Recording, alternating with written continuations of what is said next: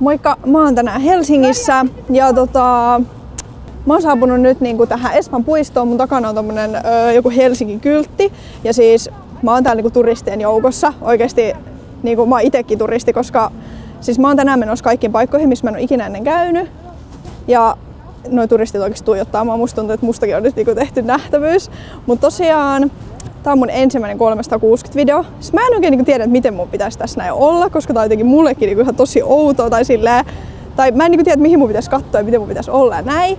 Mutta joka tapauksessa katsotaan oikeesti, että mitä tästä niinku tulee, mitä me saadaan aikaiseksi. Mutta on varmaan teillekin ihan jees. Pääsette vähän niinku tsekkaamaan erilaista videoa tällä kertaa. Ja tuolla suunnassa on tommonen kappelikahvila ja seuraavaksi me lähdetään mennä sinne päin.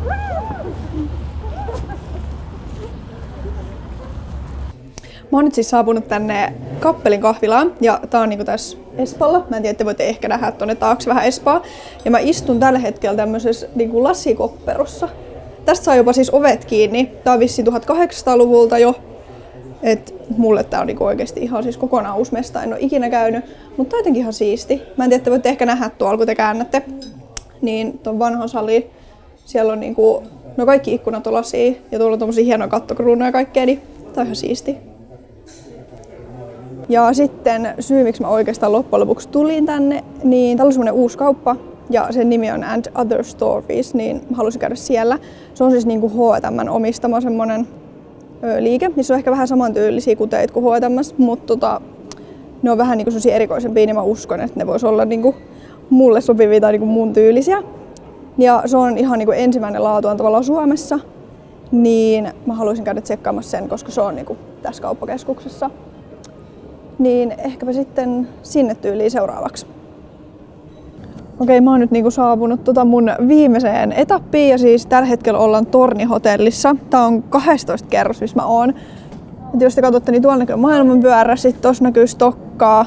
Täältä on oikeesti ihan huikeat näköalat. Siis mä rakastan tämmösiä niinku näköalapaikkoja, tai mä tykkään, koska mulla ei ole mitään niinku korkean paikan kammoa, niin mun mielestä tää on tosi siistiä. Mutta mä oon kyllä niin lyhyt, että mä en meinaa niinku nähdä täältä mitään. Mut joo, tässä oli tämmönen mun 360 video. Siis tää oli jotenkin tosi hassua, koska te näette kaiken. Mä en oikein tiedä, mihin mun pitäisi katsoa, mihin mun pitäisi puhua. Mutta tää oli ihan siisti kokemus. Ja mä haluaisin nyt kuulla, että niinku, mitä te dikkasitte tästä videosta. Oliko se teidän mielestä kiva? Oliko jännää?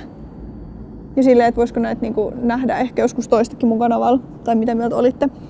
Ja ei mulla muuta. Kiitos kun katsoit videon. Nosta peukut ylös. Kommentoi tuonne alas ja me nähdään seuraavan videon parissa. Moi moi!